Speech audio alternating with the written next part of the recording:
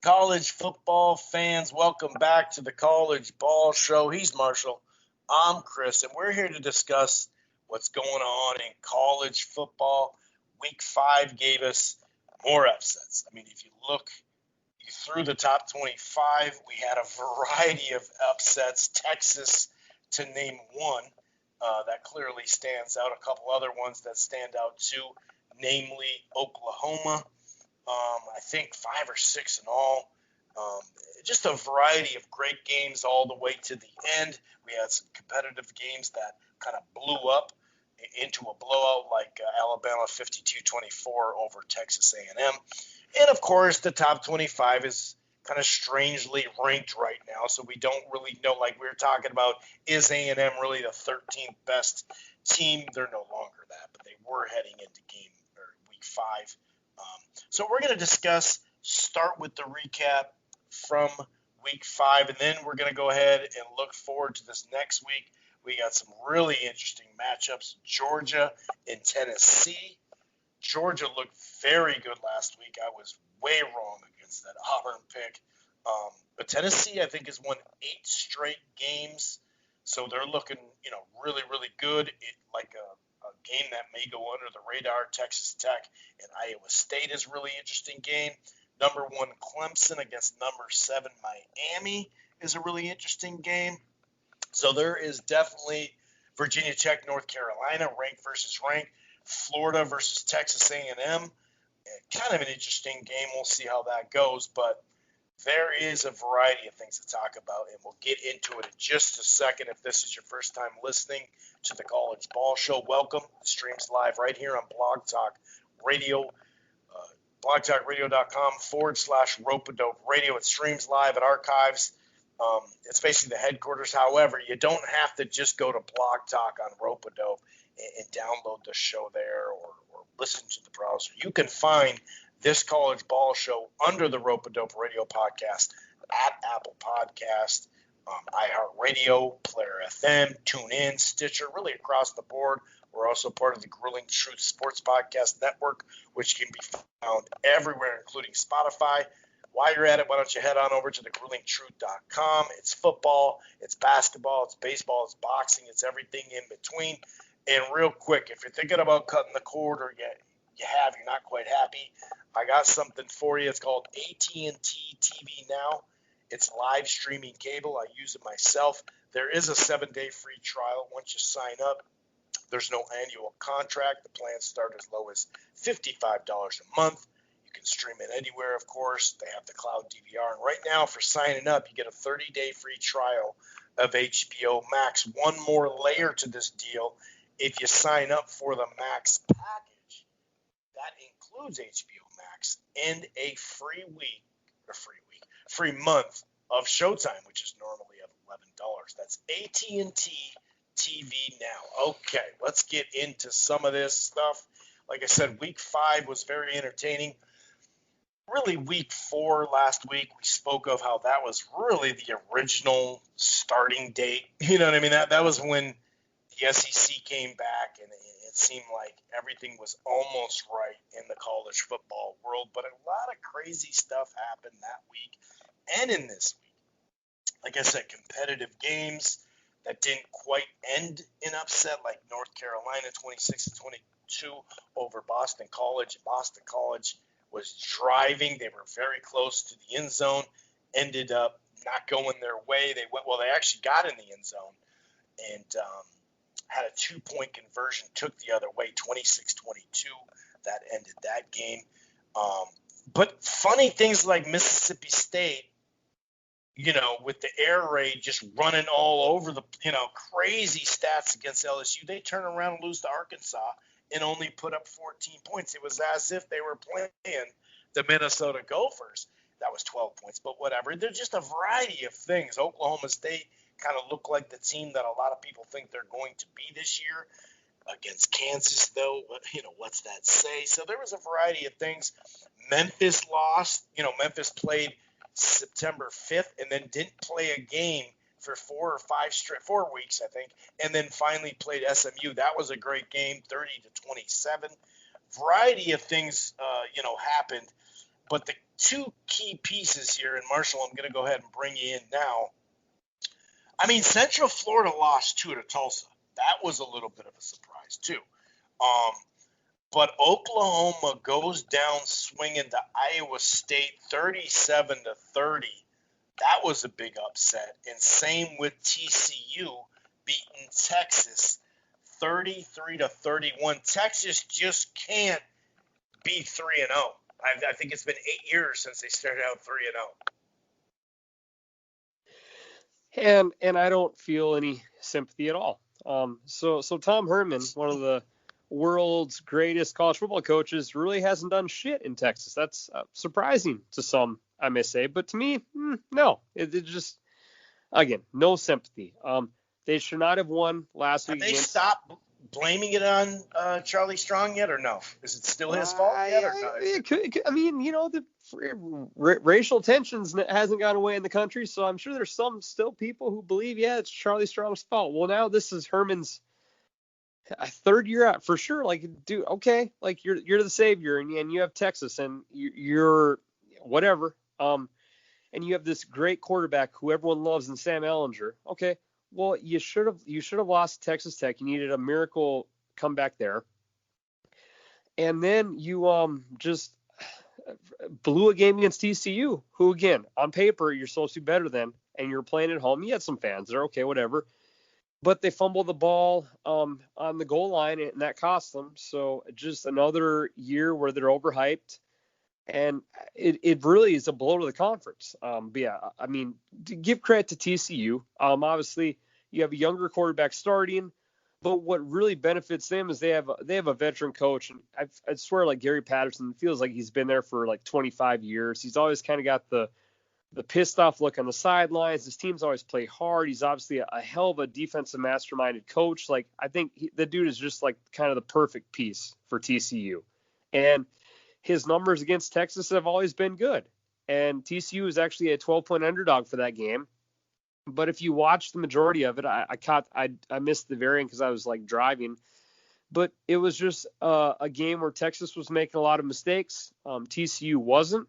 TCU was moving the ball at will, and Texas's offense was actually doing kind of the same thing, but you just a couple of mistakes at the end, and that leads to Texas going down along with Oklahoma. So yeah, Chris, as you said, for kind of one of the main storylines of the weekend was simply the fact that the Big 12 is off to a really, really, really rough start. I know on last week's podcast, and to give you fairness, hindsight being 2020, you said, okay, I know Oklahoma lost to K-State, but they're not out of the running for it yet. Like, Oklahoma could run the table, and with their name. That. I said they're out. The Big 12's out. I didn't say that. They're out. Oh. Are you talking about like to get the Big 12 championship? I'm not. Maybe I misunderstood you, but I didn't say they're done. The Big 12's done. Last week is what I said.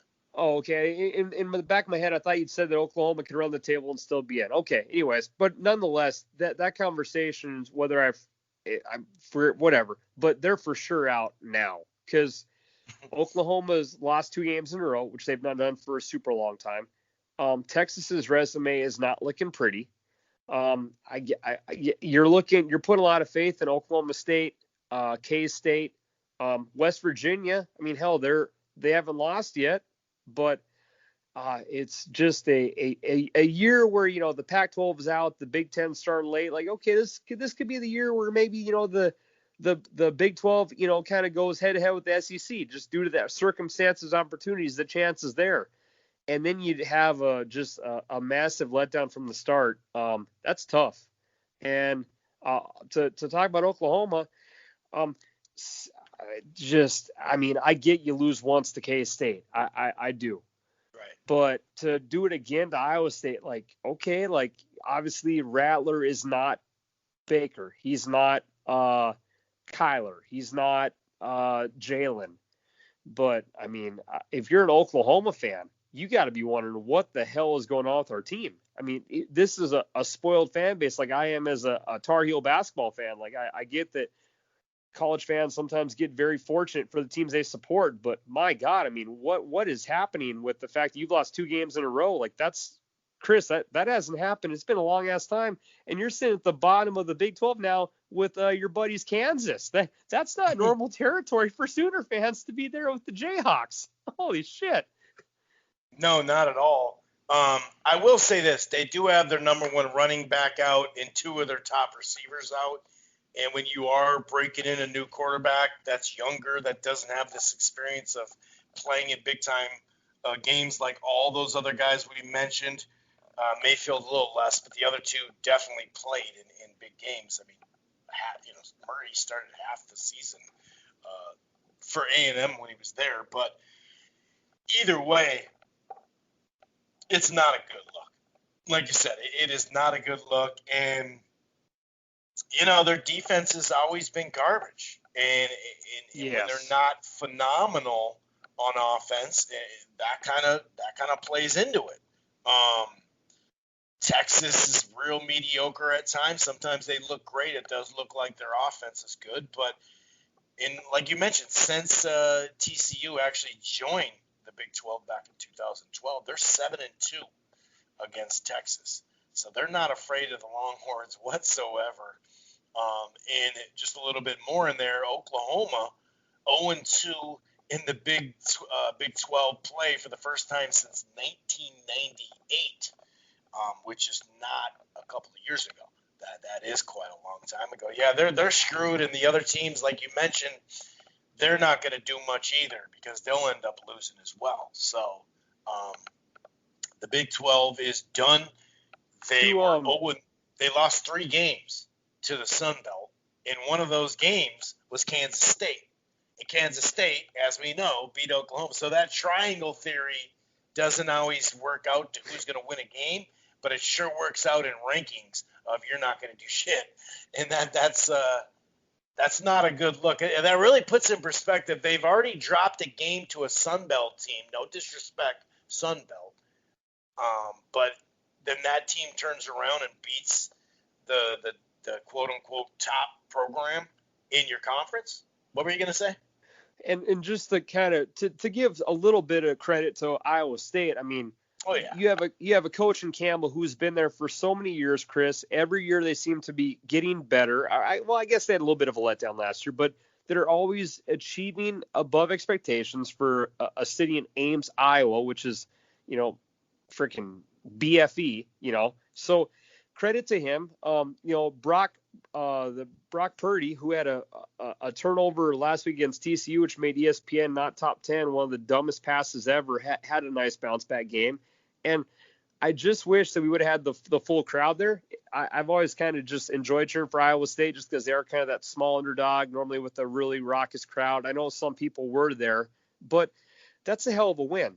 They had not beat Oklahoma at home since 62. I think they lost 28 straight games at Iowa State, which was surprising. I felt like they would have had that streak would have been shorter. They did beat Oklahoma in Oklahoma a couple of years ago for a massive upset, but credit to them. They're a scrappy team that continues to make progress as a team, and that was just a tip of the cap to them. So if you're Iowa State now, obviously your national title hopes don't exist, but hey, you beat Oklahoma, and in a year of 2020 where everything's kind of weird, like think of how much of a pedigree it would be for them to go for a Big 12 title, Chris. If you're an Iowa State fan, like, you got to have some realistic traits with yourself, but hell, to compete for a Big 12 title, like that's a legit chance of happening now since Oklahoma's 0-2, Texas is struggling. Who else is really going to scare you? That's kind of some optimism and potential to enjoy if you're an Iowa State fan.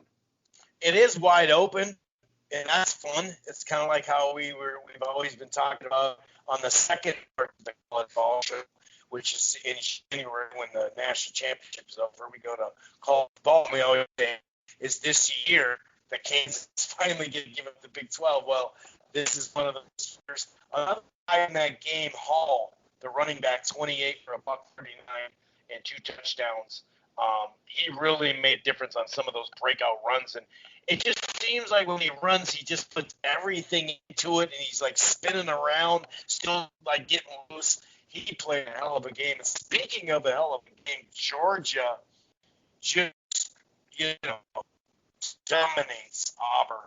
The score wasn't crazy down for a while. The game itself just dominant, 7-6. Forget the quarterback issues unless you're talking about 21 of 40, buck 77, in a pick for the Knicks. Their quarterback was just, they ran the ball really well.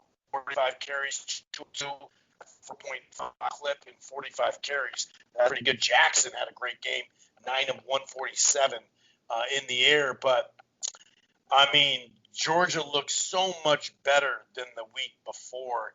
And that's really why I picked Auburn, because I was like, if they're having quarterback problems, they may go with Daniels, who hasn't played a game for them yet, but USC transfer. And, I mean, they look so good. It was the fewest points allowed versus the top team, 1985.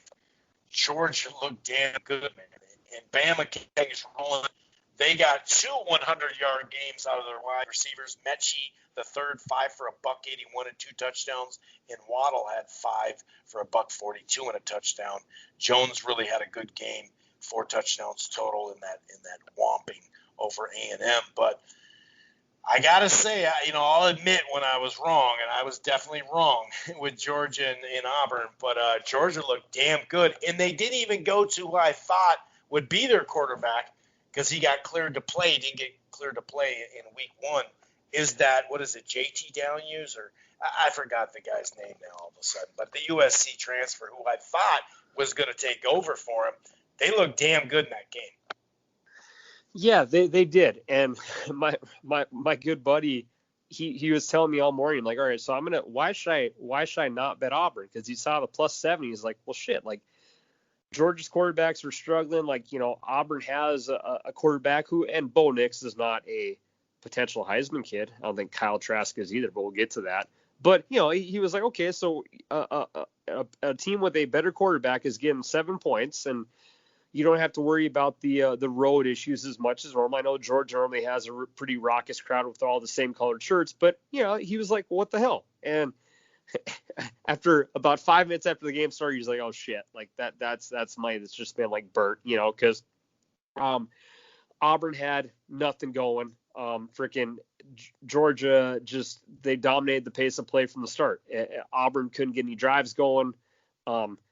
Their offense wasn't clicking. Georgia's defense was solid. Like, there was nothing going on for Auburn, and it pretty much stayed that way the whole game, Chris. So, I mean, maybe part of you thought maybe, okay, Georgia was maybe keeping their playbook pretty simple against Arkansas the week prior. Maybe Arkansas is a team better than we kind of expect after what we've seen from the last couple of games. But, yeah, for Georgia, though, for that performance, quarterback issues weren't that bad. Now, again, this kid's got a long, long ways to go. Hell, whoever they end up playing. They don't have any star quarterbacks yet. But you do know with Georgia, though, one thing, Chris, always appears to be true for the past 10 years, or 5 or 6 for sure, is that you're always going to have a good set of running backs with a good defense. And, if it takes you a couple weeks to figure out the quarterback, you got a little time to spare. But that's obviously an encouraging win. It's a ranked win. That's a good one on the resume. And it's one they had to have, because you could potentially be playing Bama probably twice this year. So you really were not allowed a slip-up game for a team who most fans would probably say this is a team that should be contending for a title this year. Very true, and I forgot to mention this. Since 2017, Tom Herman's first year at Texas, the Longhorns have 6 losses against AP ranked team, or when they're ranked against unranked, and that's the most in that time. Just a little dig, just interesting. A little dig to them. Yeah. Another thing, the amount of freaking penalties. In 14 penalties in that Texas TCU game in the first 16 minutes. There's a stat here from Max Olson. The FBS record for most combined penalties in a game is 36 by San Jose State and Fresno in 1986. But I did forget about that. That was an ugly part. It's like, dude, how many penalties can we have in one game? I forgot to mention that, but that kind of stood out as something that was kind of funny, I thought. let's see. I was gonna go on. Oh, Central Florida. So Central Florida lost. We talked about how 39 of the last 40 games they had put up 30 plus. Well, they only put up 26. It snapped Tulsa's 19-game losing streak to AP-ranked opponents, and it also snapped the 21-game home winning streak of Central Florida. That kind of shocked me a little bit. And so did Mississippi State, only putting up 14, losing to Arkansas 21-14. That snapped Arkansas's losing streak of 17 games to ranked opponents. And Memphis lost too with a 43-yard field goal with 9 seconds left. What'd you think of those upsets and just tight finishes in general? But that was part of the upsets to the layer of like, okay, Oklahoma, Texas, some of these other ones, but that's what made Week 5 so phenomenal from a hardcore college football fan. Well, my dumb self came on our podcast last week and talked about how UCF is probably going to run the table and this could be their year, and I looked like a damn fool. I mean, now to give Tulsa I didn't talk you off the ledge though, so I'm part of it. I mean, Tulsa did play really good against Oklahoma State, but part of me was like, okay, Oklahoma State's quarterback got hurt in the first quarter, and Oklahoma State's backup was trash. So is that really that impressive of a moral victory? No, not really. So, to beat UCF though, there was no stories I heard about that game. That was just like, oh shit. Now again, teams do have their slip-up games. Like no college team is immortal. Like Oklahoma, hell, no one thought they were going to lose again. So I mean, there's reasons teams lose, but this is, as you said, a UCF team that pretty much always scores 40 points effortlessly, and they for some reason, maybe Tulsa's defense is legit. Maybe they were going to stop down Oklahoma State that game, whether they had a backup or starter in. So massive credit to Tulsa. That they were a massive underdog. That's not a win I saw many people picking at all. I didn't hear anyone pick it if they did. So credit to Tulsa. That's a great win. To give Mississippi State some negative props, like, okay, you made the news. Like, you beat LSU. You had your air raid. Right. And taking then, over the SEC. Oh, maybe not. I mean, you got a little cocky, but then you slipped up against a team who Arkansas, to give them a ton of credit, Chris, their Vegas win total for the year was 1 or 1.5. So this is a team who Vegas thought was going to be pure trash again. They had lost 20 SEC games in a row. So there's a lot of reasons to be like, Arkansas are going to shit the bed again. But they've now, their coaching staff is really improved. They got Browse, who was Kiffin's OC from a couple years ago. And we'll get to Ole Miss too. Don't worry about them. So they've put together a well-grouped set of coaches. You have to have a player base now that has to be like, oh my God, like Bielema's gone, his garbage coaching's out of here. We just won a game. We were competitive our first game. Like there's got to be a sense of rejuvenation of losing. We're the massive joke of the conference to now, holy shit, we just beat a team who people are really high on. So I can't imagine the difference in morale there. Yeah. So massive credit to Arkansas. For Mississippi State, okay, you were probably really cocky going into the game. Again, you beat LSU. The whole media loves you. Then you walk to play a team who the media probably thinks is literally a walking mat to walk over and kill, and you slip up. So again, that happens in college football. We see it every year, Chris. But credit to them. And now what you shouldn't do though is go and bet against Mike Leach for his next couple of games too, because his style is not changing. Okay, I mean, he's gonna go make his adjustments.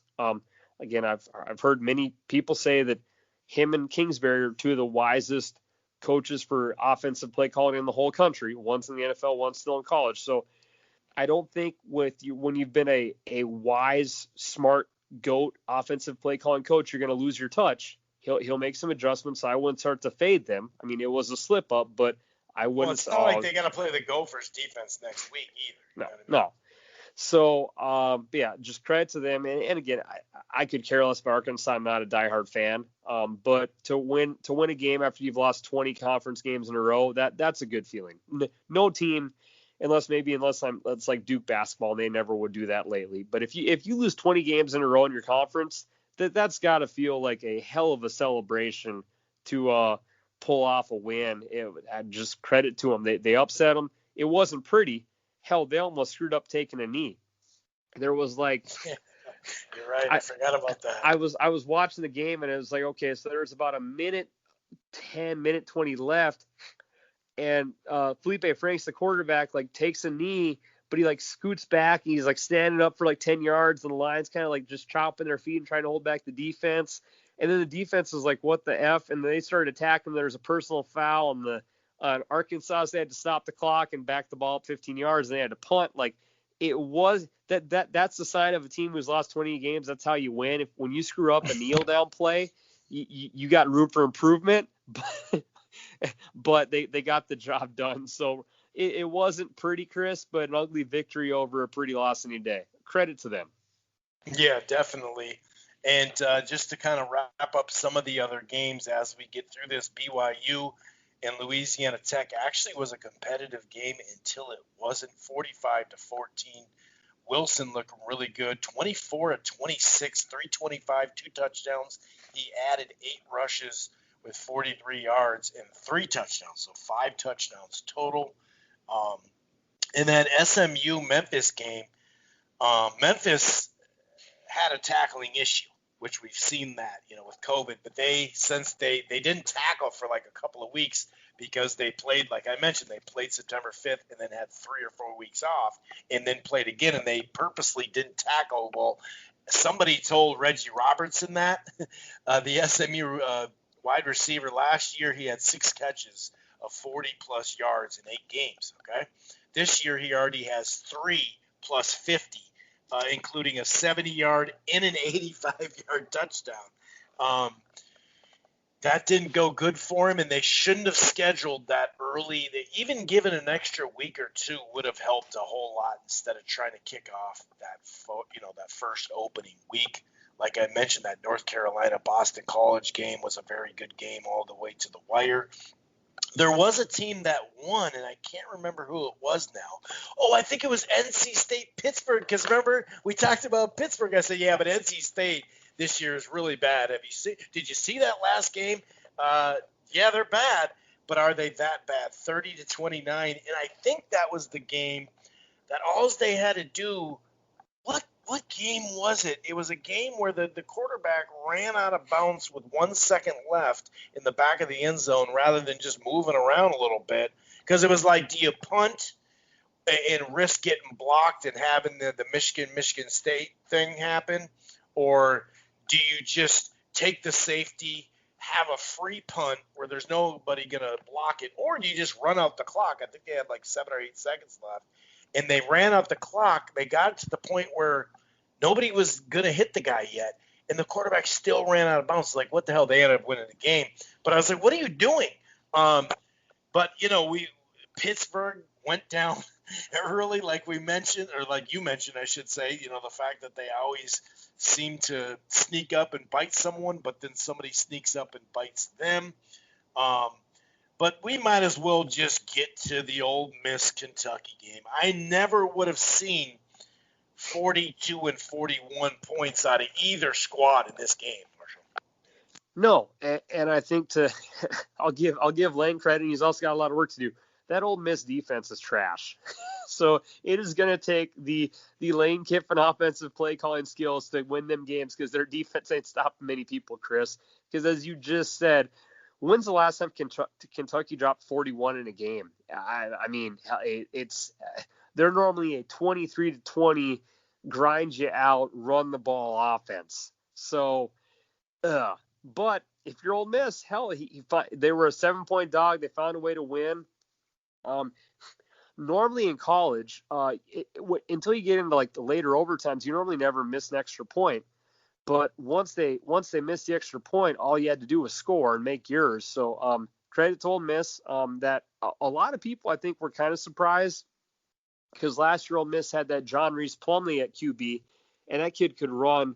it looked like he was Usain Bolt out there. Like the kid is just a massive runner, but he got beat out in practice by this Matt Corral kid who apparently impressed Kiffin and the other coaches, and he's been putting together a pretty good offense so far. So again, I love the offense, but it's going to be a gut check time. I believe that's what people say in the sports world, Chris, because my boy Kiffin is going up against his old predecessor who taught him all that stuff this week. So I'll who's talk not about friendly to other coaches when they go head up, are they? I'll talk about Kiffin next week, but I don't think it's if they win, you might just want to take the podcast off. We're gonna have to label we're gonna have to rename the freaking podcast. I could be going solo next Kiff's week, folks, Corner. if Ole Miss beats Bama. Kiffin's Corner, dude. Jesus. I might have to send my co-host a good bottle of whiskey for Venmo it up to from Texas to Minnesota for him to handle whatever his drink of choice is for him to handle that. But nice send some Svedka. Send some Svedka. That's all I'm gonna say.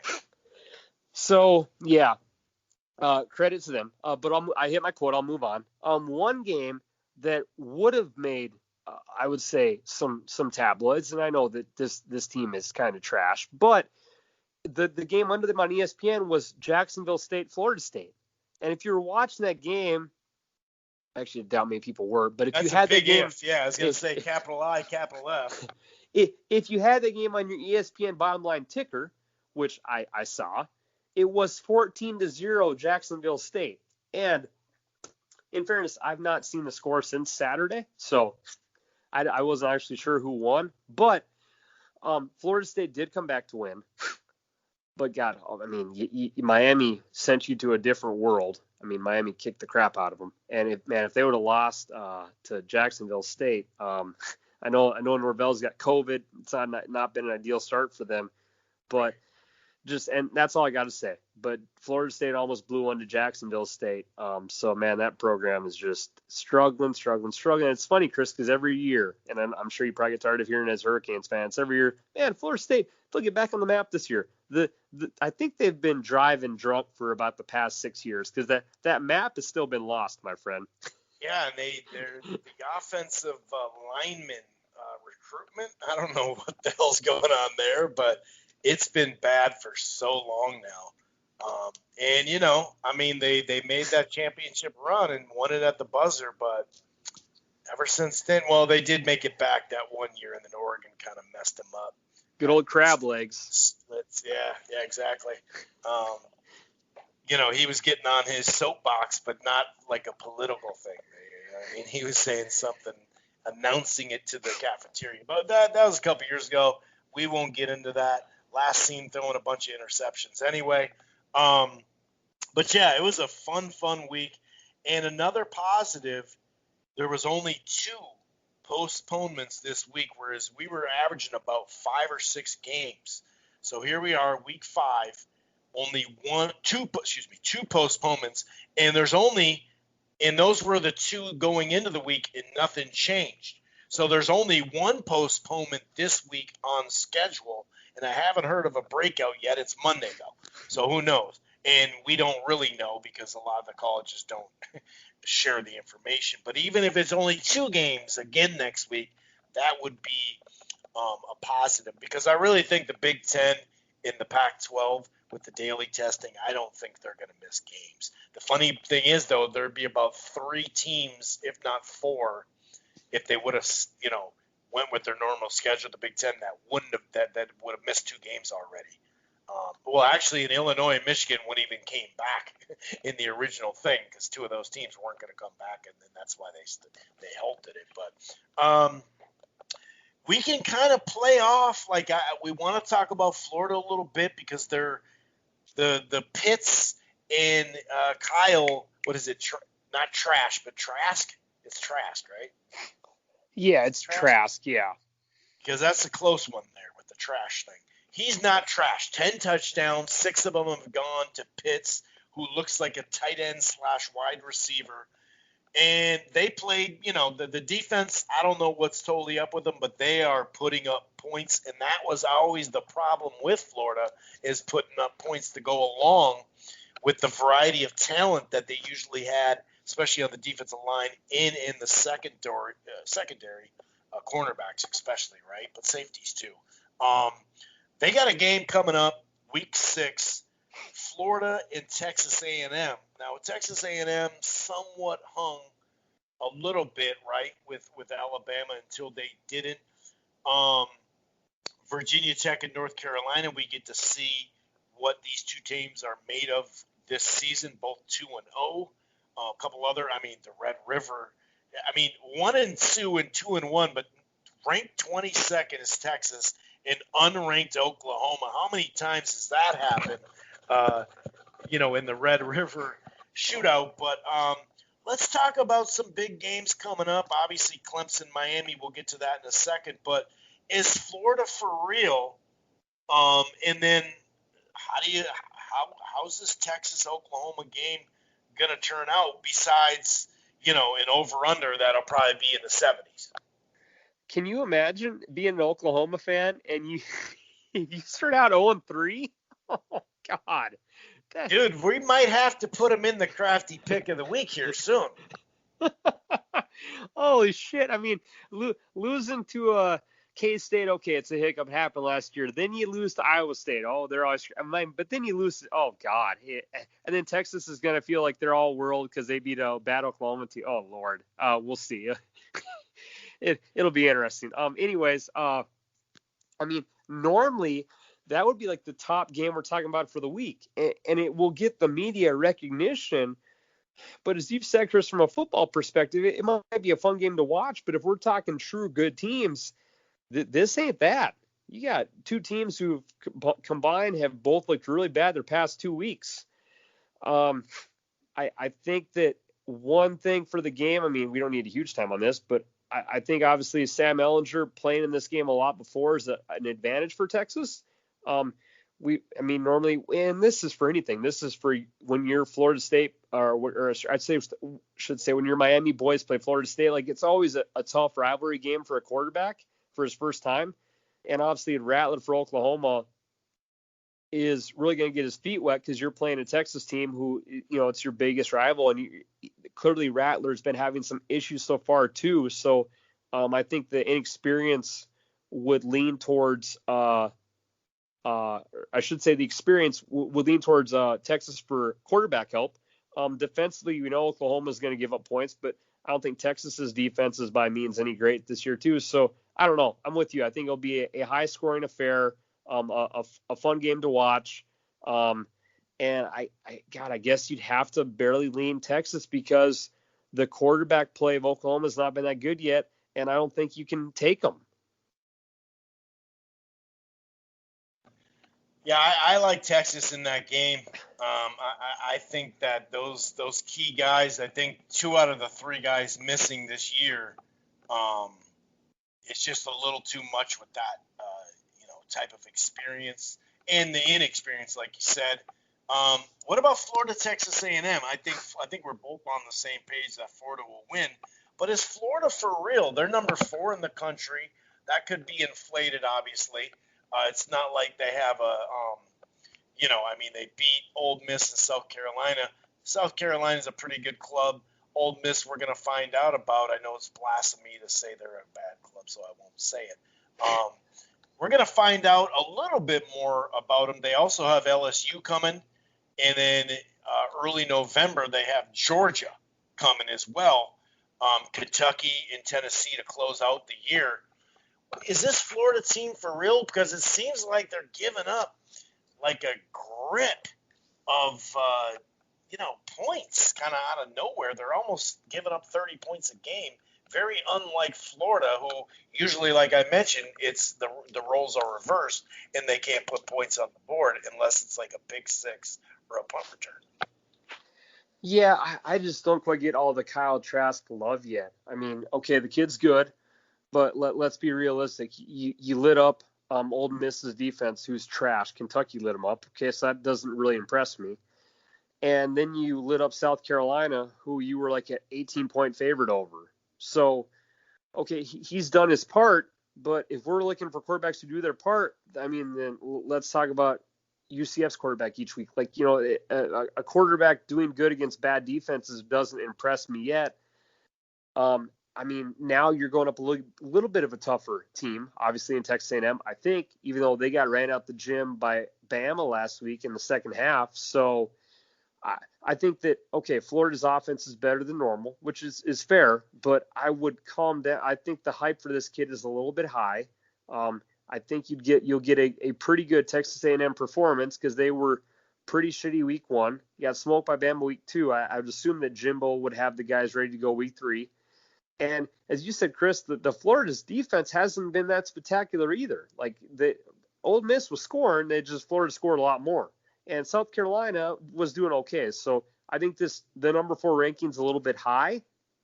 I'm not sure who the hell you'd put in their spot. It seems like every top team has been looking pretty rough this year. So could they win the game? Absolutely. But is Florida a star quarterback and a team that's going to be making a deep push for it? I wouldn't go there yet. But now, if Florida's still top 5 in the next couple weeks, I'll start to give more credit. But I would still wait and see and be a little hesitant on the love for the Gators so far, in my opinion, my friend. And Pitts, though, is going to play on Sundays, though. That dude is a freaking beast, man. He is a big dude out there. Let's combo these games up. Georgia, Tennessee, in my squad, Miami and Clemson, 1 against 7. 14, Tennessee against Georgia. Number 3, Georgia looked great. Tennessee, though, 8 in a row. When you look at it, 2 of them were against South Carolina. They beat a mediocre club in Indiana in the bowl game. No ranked teams. They were SEC games, some of them, no doubt. I think 5 of them. But, they haven't beaten a ranked team in that 8-game winning streak. I like Georgia in this. I think it'll be a game until somewhere in the third quarter. I think Tennessee will come to play. They do have momentum with that 8 games in a row. They do seem like they got a pretty good quarterback now. And then Clemson, it's just hard to beat Clemson. And Miami's look great, especially offensively. I think it'll be a better battle. Can they sneak under the 14.5 points? I think it's possible, especially it's not like Clemson's played a bunch of games. They played 3, but they haven't I don't think they've played like a high caliber team just yet. They haven't. So, but they've looked good doing it. What do you think about those 2 games? And should we kind of pump the brakes on Tennessee and let them beat a ranked team before we say, hey, this squad's really – they're moving in the right direction, but you still got to get over the hump. I don't think they're going to get over the hump on Saturday. I hope they do. I think it'd be awesome. I mean, I have no reason to cheer for Georgia. I have a good friend, Tennessee fan.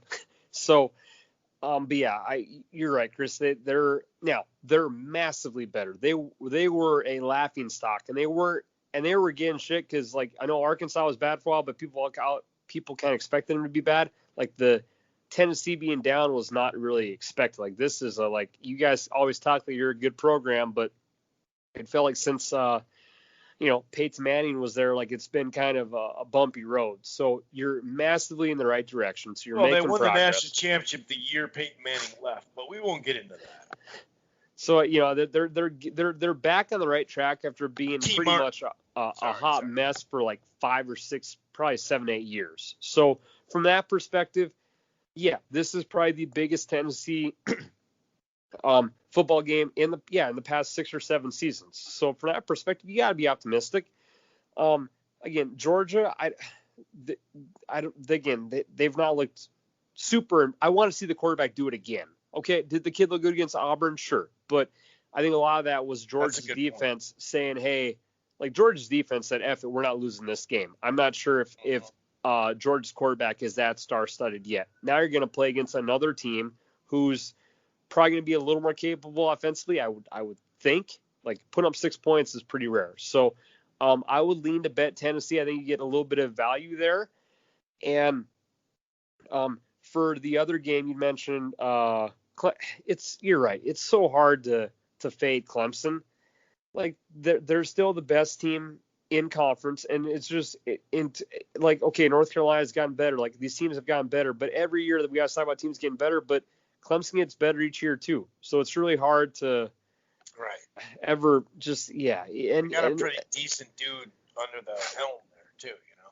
Yeah, and Vegas normally puts the Clemson lines pretty high, so I know a lot of times it's intriguing to want to bet against Clemson, but they're not a team where it's like, oh man, you bet against them and they won't cover. Like, they don't pump the brakes like Saban does in the second half. Like, they normally score their points. Their defense is normally a good team. Like, if you want to bet against Clemson, it's always kind of a dangerous.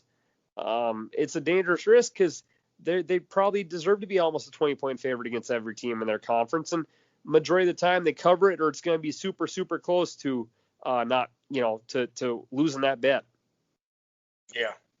Obviously, I'm looking at it saying 14.5. Can my Canes get underneath that? And it just feels like I'm emotionally making that decision based off the offense now, and I don't know. They're still missing their best defensive lineman who chose not to play this year. I don't know. I want him to, but you know what?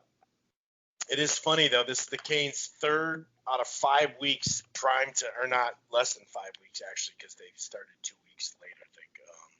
But their 3 out of 4 games have been in prime time on ABC, and it's funny when the NCAA wants to say we're going to get rid of this program, they'll bring up Miami. But when they need ratings, who do they come calling for, Marshall? Oh, they come calling for the Hurricanes, because everybody at least loves or hates the Hurricanes. No matter what, you got something to say about the Hurricanes. So it is kind of funny how you need to get bailed out, NCAA.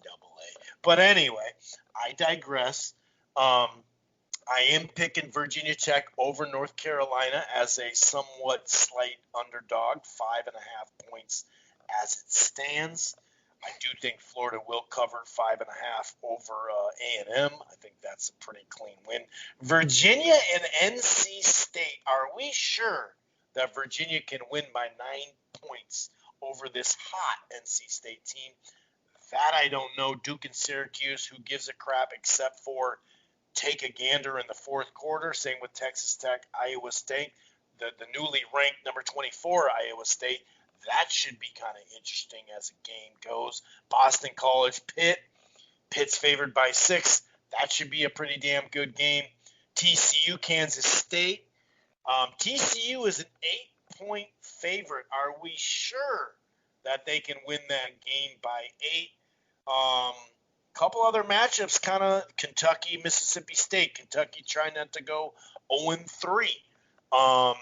And like I said, only one postponement so far, UAB and Rice. What are your thoughts on some of these other games here? And then we'll get to the crappy pick of the week here and close out the show. I think Kentucky, Mississippi State's a really fun matchup. Kentucky's still trying to kind of revamp the offense, going from a team that doesn't run the ball 80 times a game to trying to mix it up. And you have a Mississippi State team who's kind of the opposite of Kentucky. Kentucky's kind of blue-collar, grit and grind offense. Mississippi State's 5 wide. Again, I wouldn't lose all faith in Mississippi State after one loss because Mike Leach is going to give you the same product. So poor Kentucky's gone from having to slow down an Ole Miss offense. Now you have a freaking whole mess again. So if you're Kentucky, you best be ready to go because Mike Leach and the guys are probably going to be more prepared. Costello, who again had a pretty shit game last week. I don't care what the numbers say. I know he's got 936 passing yards this year already, but if you watched him play against Arkansas, it wasn't pretty. Hell, there was a play in the fourth quarter where they were running for a first down. He kind of just like sat down like he was a little kid in like school, kind of like sat down on his butt and didn't want to go for a first down, which could have been helpful. So he wasn't going the extra yards, wasn't making great plays. You'd expect he'd do better. So that actually should be a really fun game to watch. I don't see a lineup on ESPN yet, but maybe they're waiting on something. I don't know. But that should be a really fun watch. And you mentioned K-State and TCU. I'm not sure why TCU is an 8-point favorite. That seems high. Yeah, you had unless there's an injury bug or a COVID bug that K-State has. TCU lost to Iowa State in a close game. You beat Texas in a close game. Getting 8 points against a K-State team who has looked just as good as you or better. Again, unless there's an injury bug I'm missing, like I would gladly take K-State in that situation. Could TCU win? Absolutely, but again, you've lost by 3 and won by 2.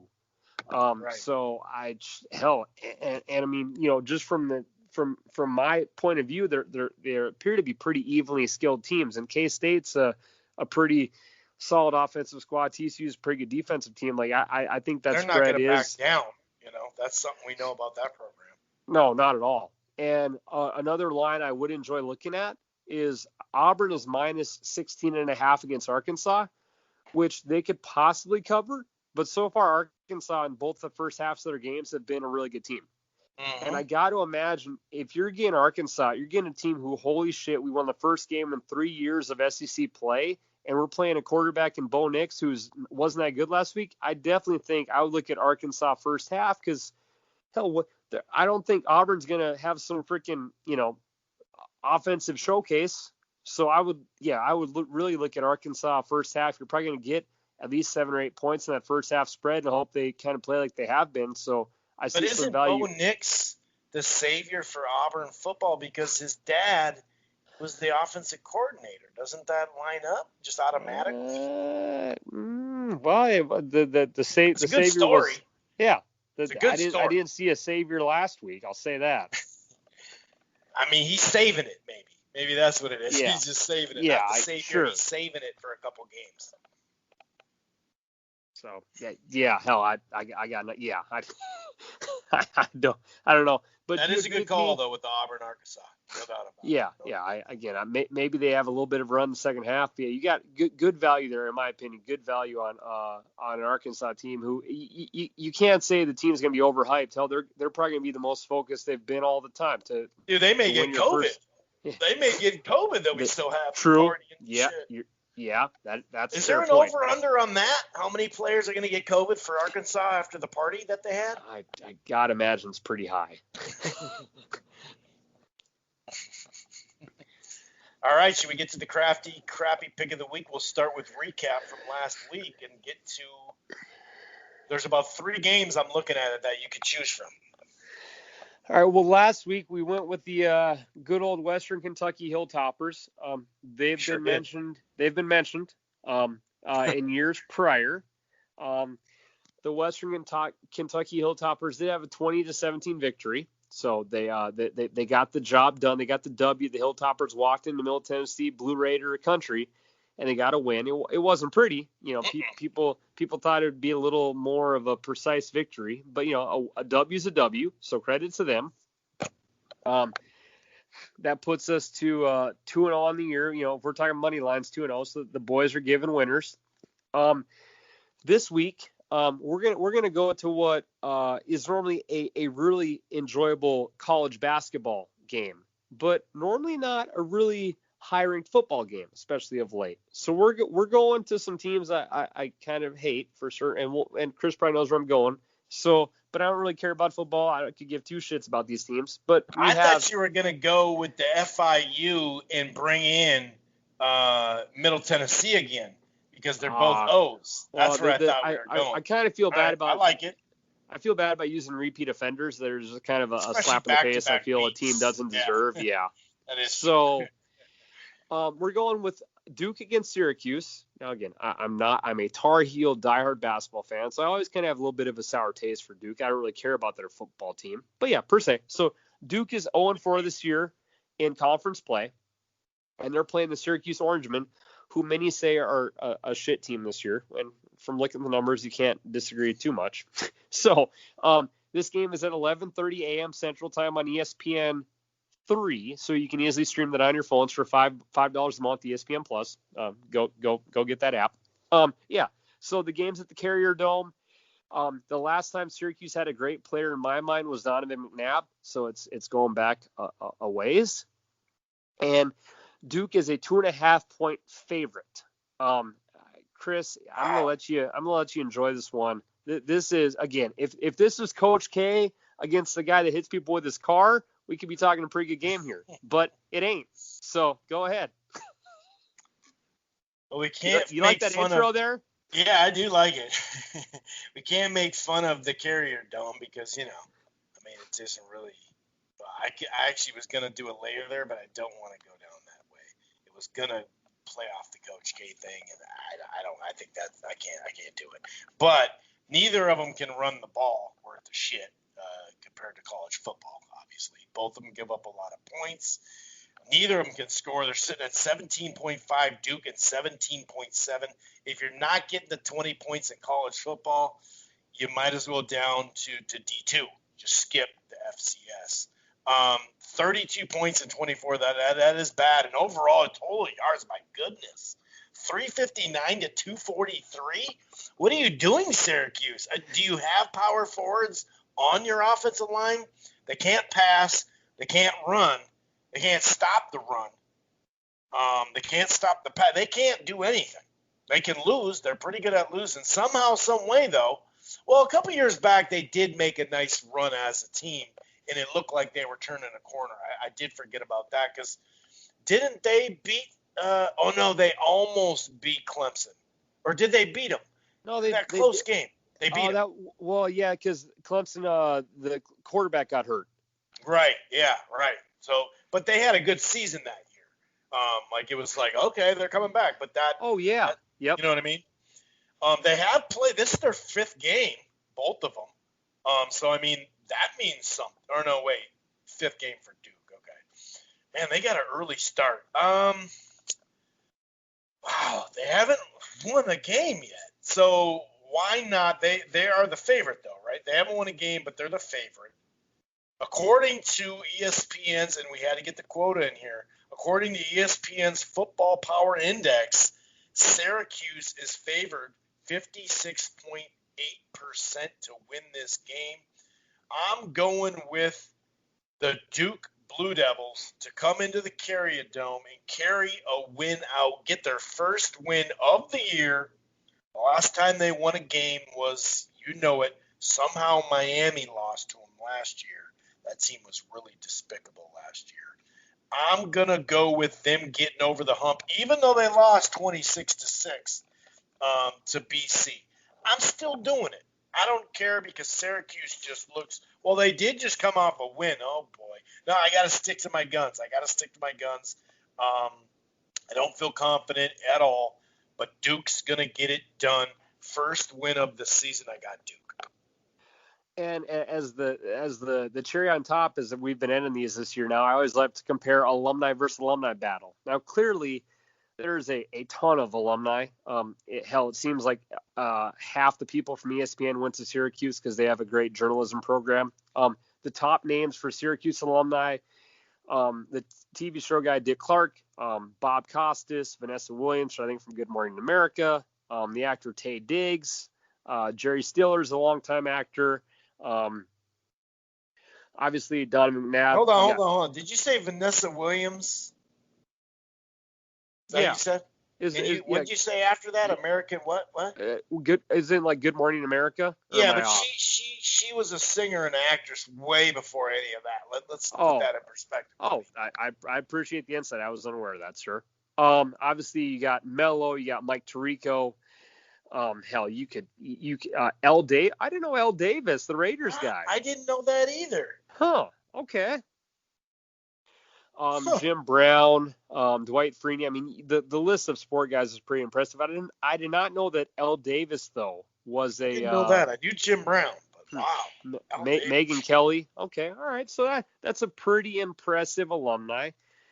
Then we got to talk about this. Something tells me it's basketball heavy from Duke. I don't know why. Actually, not really. Oh, really? You're just not going to name the players? No, the first name up is David Rubenstein. Is that some name that we're supposed to be? What has this guy done? I can't place it, but he is.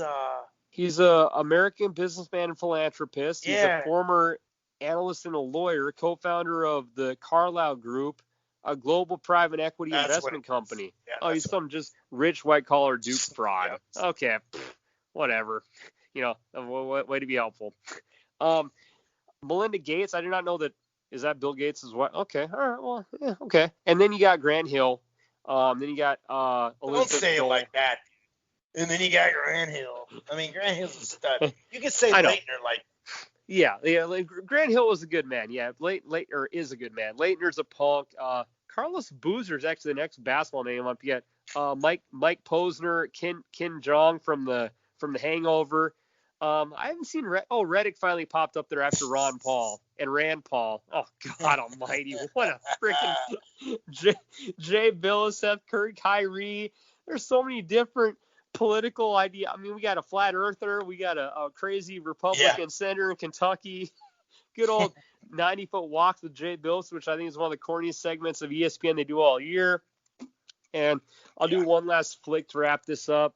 Anyone else? Oh, we got some black and white photos. I think they're running out of people. Oh my God. Jabari Parker's name popped up before Shane Battier. Oh Lord, that is a slap. And Jason Tatum's down there. Chris, if they're doing the power rankings of alumni, Jason Tatum needs to be in front of a couple of people, in my opinion. I'm not even a Duke fan, but come on now. Like, I don't know. Anyways, for the alumni battle, I give the win goes to Syracuse. They've produced more successful people. They're a more productive school, and I'm just going to end it at that. Yeah, all purpose for sure. They Duke produces guys that fade away in the NBA. Syracuse gives us ESPN workers like that. I don't even think that's a discussion, my friend. This is true. Why don't you get us out of here, sir? So again, if you want to go 3-0, bet the Dukies. Okay, we're 2-0 so far this year for money lines. Keep following the crafty pick of the week. It hits a 70% clip. I'm not making that up. We find ways to make those games happen and win y'all money. So until then, enjoy college football. I'm sure some crazy upsets will happen this year. Or I should say this weekend, like they have been going so far. There's so many unpredictable parts with scheduling and COVID and college and all that. If Ole Miss beats Bama, you're going to want to tune in next week. I promise you're going to want to tune into that show. So until then, stay safe. Get ready to vote here soon. Mask up. We're out tonight. Peace.